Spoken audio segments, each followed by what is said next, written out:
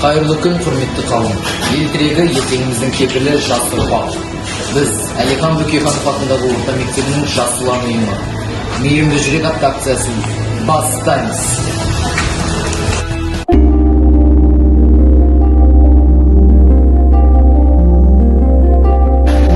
Адам өміріндегі ең жақсы қасиеттердің бірі мұқтаж жандарға қайырымдылық жасау. Бүгінгі біздің қайырымдылығымыздың мақсаты осы супермаркетте орнатылған қанағат қорына азық-түлік қою.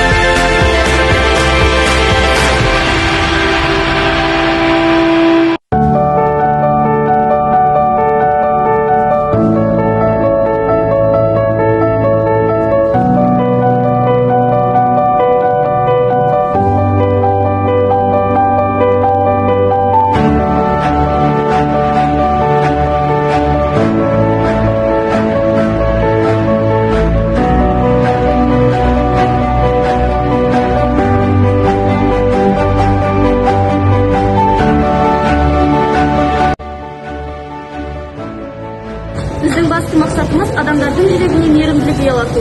Осы акцияға қаржылай көмектескен адамдарға мың алғыс, жақсылықтары екі есе қайтсын.